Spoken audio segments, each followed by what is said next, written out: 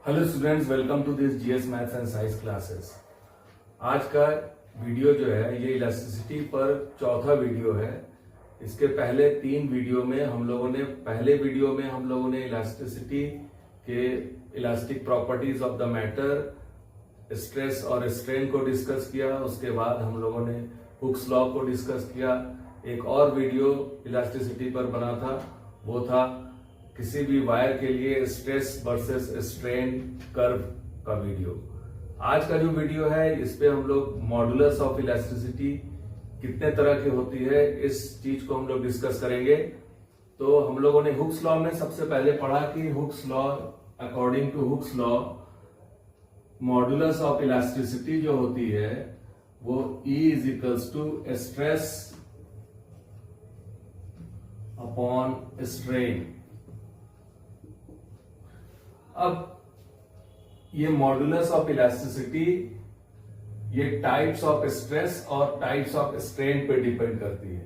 यानी कि बॉडी के मटेरियल का मॉडुलस ऑफ इलास्टिसिटी इस बात पर डिपेंड करता है कि उस पर लगने वाला स्ट्रेस किस तरीके से उस पर स्ट्रेस अप्लाई किया गया है और उस स्ट्रेस की वजह से उस पर किस तरीके का स्ट्रेन डेवलप हुआ है। इस बात पर किसी भी बॉडी के मटेरियल की मॉडुलस ऑफ इलास्टिसिटी डिपेंड करती है।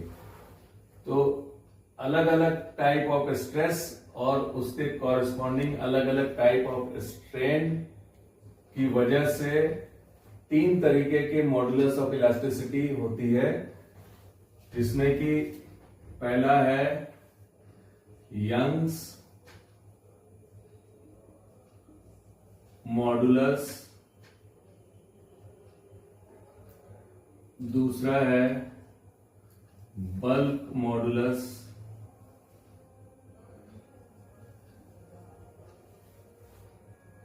और थर्ड जो है मॉडुलस ऑफ रिजिडिटी।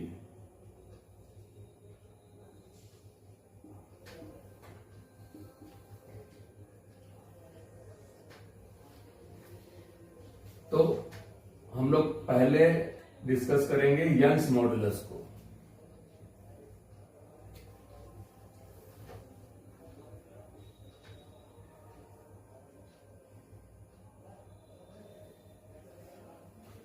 देखिए, यंग्स मॉडुलस में जो स्ट्रेस होती है वो बॉडी पर जब हम डिफॉर्मिंग फोर्स लगाते हैं, बॉडी के लेंथ के अलोंग जब डिफॉर्मिंग फोर्स लगता है तो उसमें जो स्ट्रेस डेवलप होती है उसको लॉन्गिट्यूडनल स्ट्रेस कहा जाता है। और उस डिफॉर्मिंग फोर्स की वजह से जो उसमें स्ट्रेन डेवलप होती है उसको लॉन्गिट्यूडनल स्ट्रेन कहा जाता है। तो लॉन्गिट्यूडनल स्ट्रेस और लॉन्गिट्यूडनल स्ट्रेन का जो रेशियो होता है उसको यंग्स मॉडुलस कहते हैं। तो Young's modulus Y is equals to होती है लॉन्गिट्यूडनल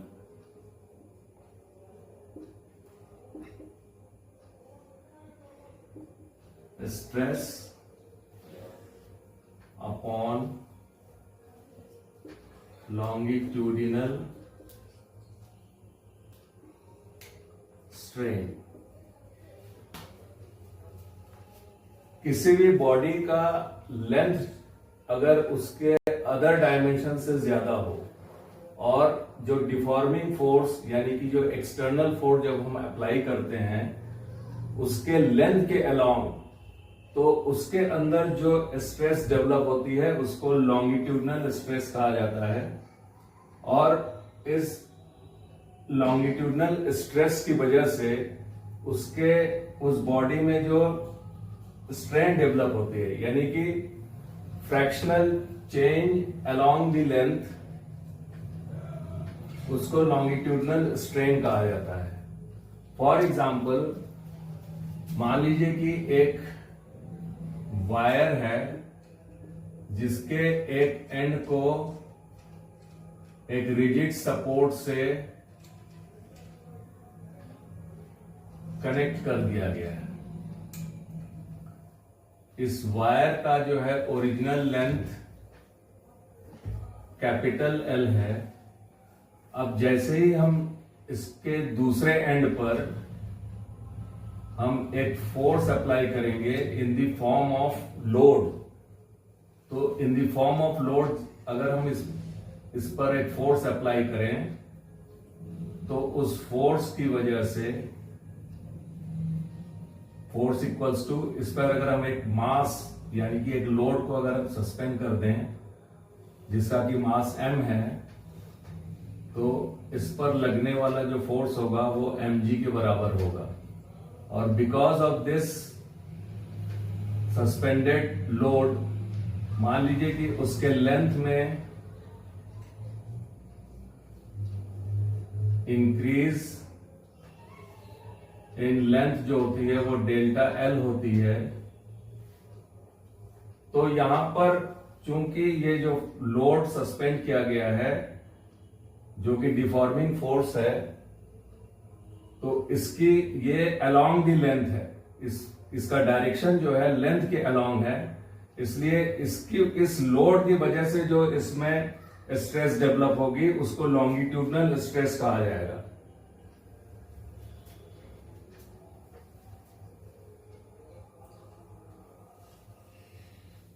अब सपोज करिए कि इस वायर का जो है एरिया ऑफ क्रॉस सेक्शन वो A है, तो लॉन्गिट्यूडनल स्ट्रेस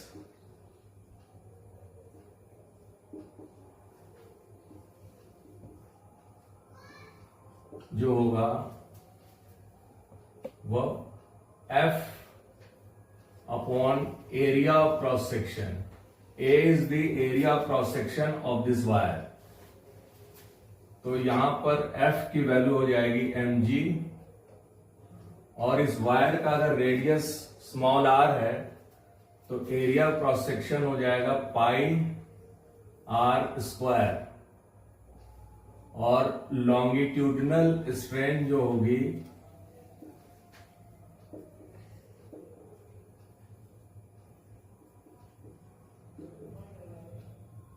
वो होगा इंक्रीज इन लेंथ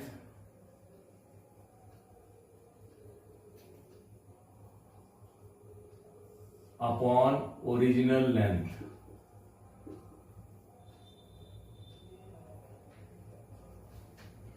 अब इंक्रीज इन लेंथ जो है वो डेल्टा एल है और ओरिजिनल लेंथ इसका कैपिटल एल है, तो लॉन्गिट्यूडनल स्ट्रेन हो जाएगा डेल्टा एल अपॉन एल। तो Young's modulus of the material of the body is y equals to longitudinal stress upon longitudinal strain, therefore y is equals to longitudinal stress की value है mg upon pi R square, और longitudinal strain जो होगा वो delta L upon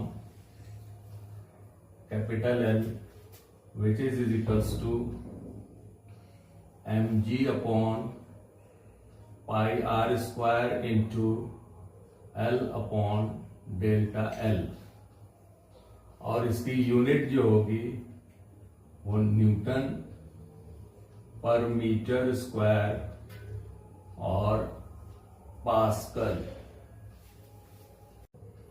next है bulk modulus of elasticity. देखिए, bulk modulus of elasticity में किसी भी बॉडी के ऊपर सभी डायरेक्शन से यूनिफॉर्म प्रेशर नॉर्मली अप्लाई की जाती है।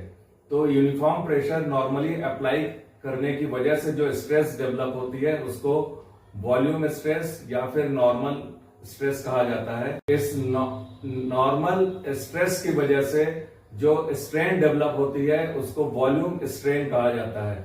फॉर एग्जाम्पल, सपोज करिए कि एक स्फीयर है। अब इस स्फीयर में अगर हम सभी डायरेक्शन से नॉर्मल प्रेशर P अप्लाई करें और इसका इनिशियल वॉल्यूम मान लीजिए कि V हो, तो प्रेशर P को अप्लाई करने से इसके वॉल्यूम में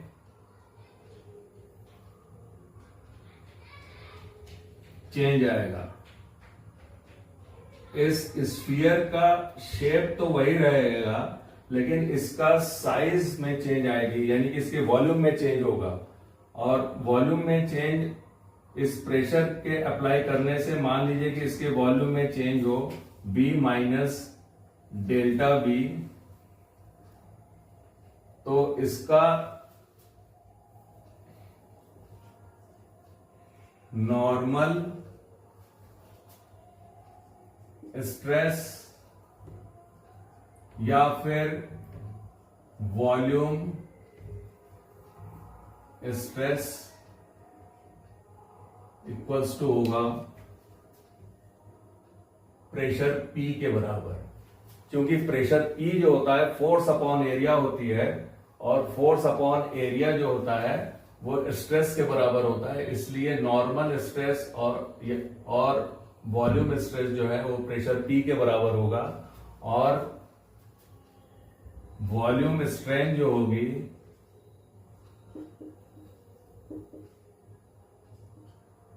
minus delta V. Delta V is change in volume upon original volume. इसका ओरिजिनल वॉल्यूम V है, इसलिए वॉल्यूम स्ट्रेन जो होगी वो minus delta V upon B.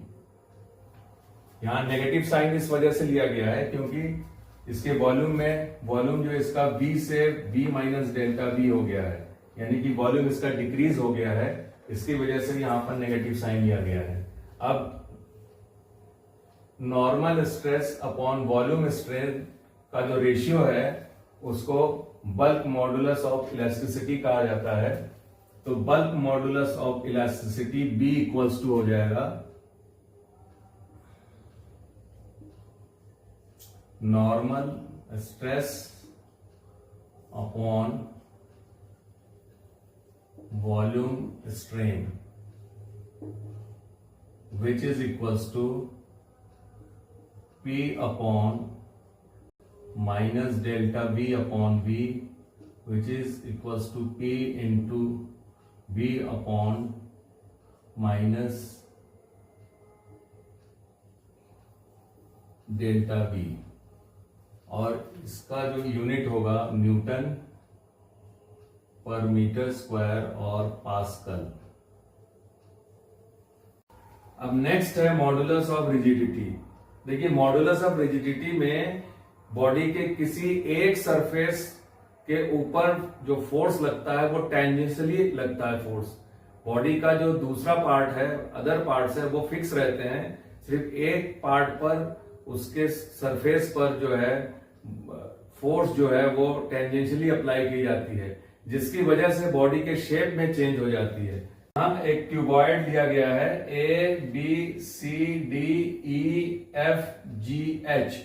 अब इस क्यूबॉइड का जो लोअर सरफेस है BCG और F, इसको फिक्स कर दिया गया है, और इस पर इसके अपर सरफेस ADH और E जो इसका अपर सरफेस है उस पर फोर्स लगाया गया है टेंजेंशियली, यानी कि उसके ऊपर वाले सरफेस पर टेंजेंशियली फोर्स F अप्लाई किया गया है। अब इसका अगर अपर सरफेस की एरिया अगर कैपिटल A है तो इस टेंजेंशियल फोर्स की वजह से इसका शेप जो है वो चेंज हो गया है, ये आगे की ओर शेयर हो गया है, यानी कि अब इसका जो ADHE का जो न्यू पोजीशन है वो है A', D', H' और E', यानी कि ये जो ऊपर का जो सरफेस है वो एंगल थीटा से शेयर्ड हो गया है।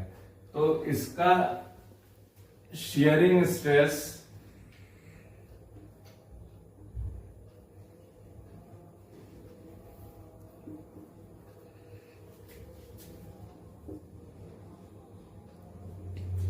और टेंजेंशियल स्ट्रेस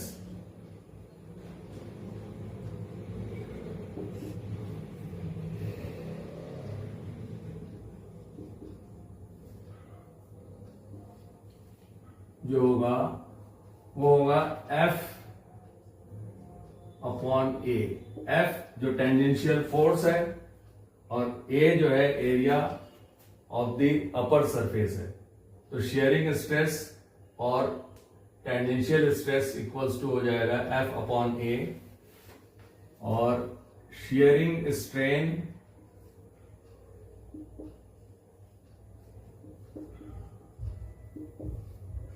जो होगा वो थीटा के इक्वल होगा। अब अगर थीटा बहुत स्मॉल है तो थीटा को हम tan थीटा से कैलकुलेट कर सकते हैं, यानी कि theta which is almost equals to tan theta which is equals to, अब अगर पॉइंट ए और पॉइंट बी का जो डिस्टेंस है, यानी कि हाइट ऑफ द क्यूबॉइड अगर कैपिटल L है और ये A से A डैश तक का जो डिस्टेंस है वो है डेल्टा L, तो यहां पर शेयरिंग स्ट्रेन हो जाएगा, क्योंकि ये एंगल जो है वो 90 डिग्री है, तो यहां पर जो शेयरिंग स्ट्रेन थीटा की जो वैल्यू होगी वो delta L upon capital L।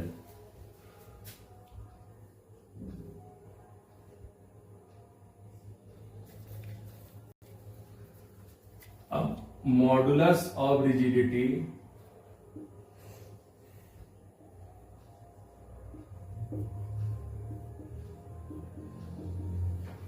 जिसको कि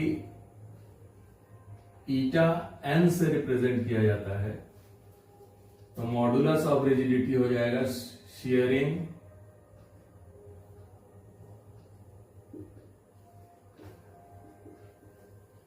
stress upon shearing strain which is equals to F upon A divided by shearing strain theta which is equals to F upon A into theta, और SI unit होगी newton per metre square और pascal. तो आज की video में बस इतना ही, हम एक नए वीडियो के साथ फिर हाजिर होंगे। Till then thank you.